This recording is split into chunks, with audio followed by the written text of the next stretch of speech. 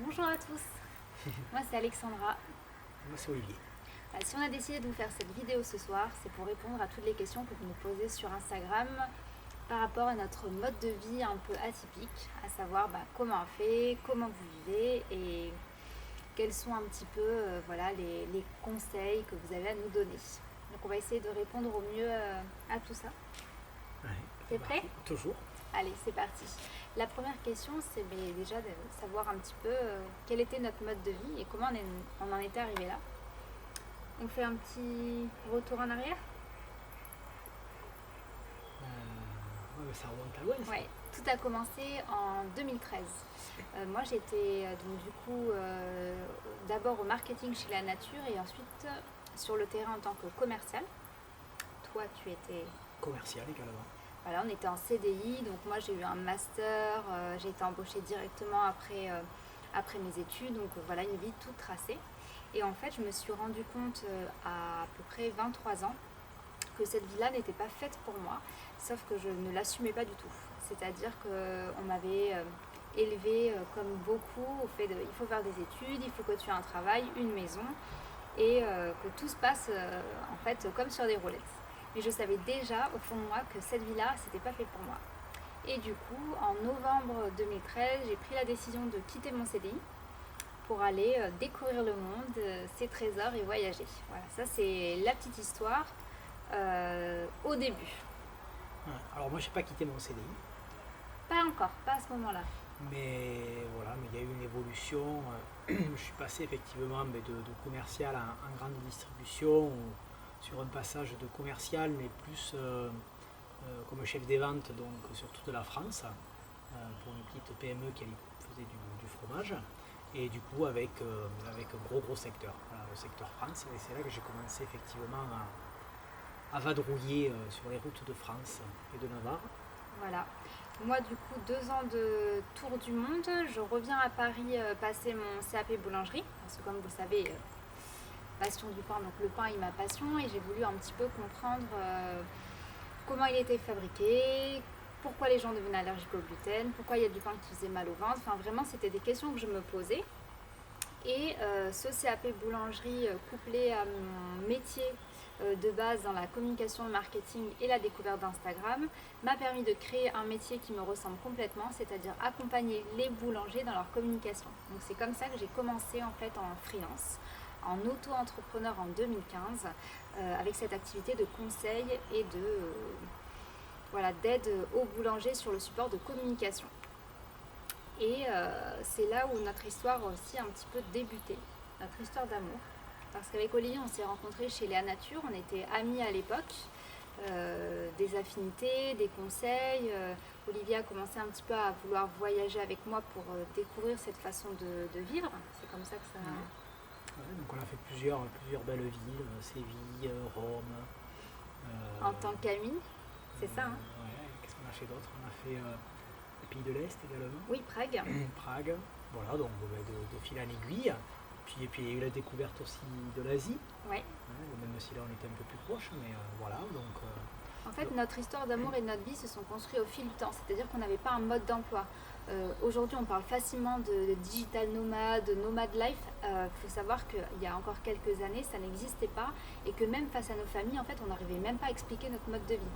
C'est-à-dire, on voyageait, on travaillait, en même temps, on n'avait pas de maison, on a quitté nos appartements et on a réussi à mêler tout ça et à s'organiser autour de ça contre en fait la société et la vie un peu de tout le monde.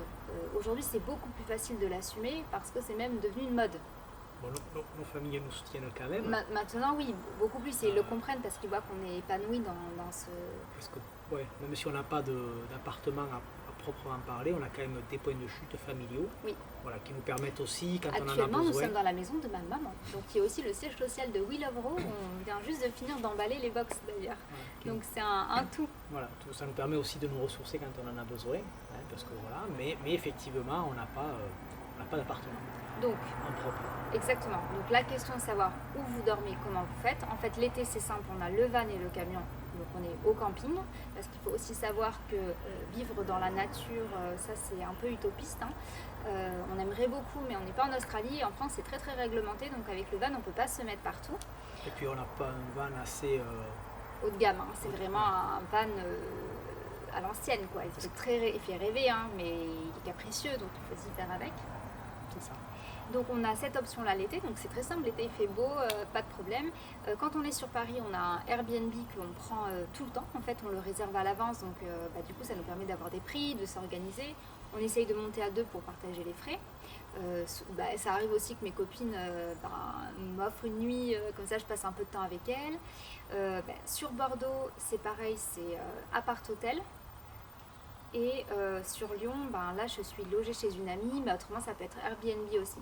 Donc en fait l'idée c'est d'avoir à la fin du mois un budget de déplacement qui soit plus ou moins équivalent à un loyer. Donc quand on nous dit que vous n'avez pas de loyer, finalement si, parce qu'on dépense en Airbnb, en camping, en tout. Et au final ça fait une enveloppe d'un bon loyer quand même, d'un bon loyer parisien. Mais ce mode de vie là est différent. Comment vous faites, il n'y a pas de secret.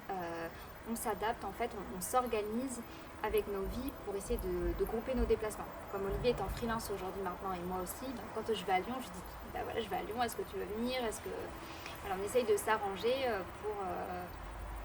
pour organiser tout ça. Donc, du coup, nous on accompagne, voilà. Alors Alexandra sur le côté le côté réseaux sociaux, etc. Elle accompagne et photos maintenant. Et photos, elle accompagne les entreprises et leurs besoins. Et puis moi plutôt sur le côté commercial du coup. De par mon expérience. Donc j'essaye d'amener toute mon expertise sur des petites entreprises qui en ont besoin. Voilà. Donc assez complémentaire. En plus, on est toujours très transparent sur Instagram avec nos clients, hein. On fait très très peu de partenariats rémunérés. Ça nous arrive vraiment quand c'est un coup de cœur, quand on rencontre les gens. Mais le fruit de notre travail et de nos revenus, ce sont vraiment nos clients sur le commercial et la communication. J'ai créé We Love Grow il y a 1 an. Tout se met en place, mais ce n'est pas une source de revenus aujourd'hui. Tout se met en place petit à petit. Vraiment, ce qu'on a réussi à asseoir, c'est nos sociétés de conseil. Et c'est ces 2 sociétés-là qui nous permettent de vivre. Donc, au risque de vous décevoir, il n'y a pas de secret et il n'y a pas de mystère autour de ça. L'idée, on s'est toujours promis, c'est d'être en phase avec ce qu'on faisait à l'instant T. On a choisi le bonheur, le bien-être au travail, c'est notre priorité. Donc on fait toujours ce qui nous fait du bien. Si ça ne nous fait pas, on en parle, on essaye de trouver une solution. Mais l'idée, c'est vraiment de toujours garder ce qu'on s'est dit, c'est-à-dire le mode slow life. Par exemple, aujourd'hui, on était ce matin devant l'ordi, cet après-midi à la plage, on est revenu emballer les box. Et là, c'est vraiment un équilibre où on essaye de toujours se faire du bien et en même temps de travailler. Et plus on se fait du bien, et plus notre travail est de qualité. Parce qu'on est heureux, parce qu'on est apaisé, épanoui. Et qu'en fait, en 1 heure, on arrive à faire un travail qu'avant, il me fallait peut-être 4 heures à faire parce que j'étais épuisée moralement. C'est une richesse morale, une richesse dans la vie de tous les jours, peut-être moins matérielle du coup, peut-être moins financière aussi. C'est ça. Et donc, par conséquent, on est devenu minimaliste. Alors, c'est aussi un mot qui est à la mode, mais en fait, du fait de ne pas avoir d'appartement, par conséquent, on devient minimaliste. Parce que dans un petit camion, ou quand je porte mon sac à dos, autant vous dire que j'ai pas envie d'avoir 10 000 robes, et que dans le camion, Olivier m'a préparé une petite caisse pour 1 mois, donc je dois faire avec. Et en fait, on ne va pas acheter des choses qu'on ne peut pas entreposer. Donc, en fait, on devient... c'est une relation de cause à effet, hein. Le minimalisme arrive, en fait... sinon, de toute façon, c'est incompatible. On ne peut pas avoir ce mode de vie-là et avoir envie de surconsommer. C'est, je pense, pas possible. Ouais, c'est ça. T'as tout dit. Voilà. Donc, c'était vraiment une première vidéo pour vous révéler les secrets de notre mode de vie. Et on essaiera de vous faire des petites chroniques de temps en temps pour vous parler un peu d'un sujet vraiment précis. Et si vous avez des questions, mais de toute façon, comme d'habitude, sur Instagram.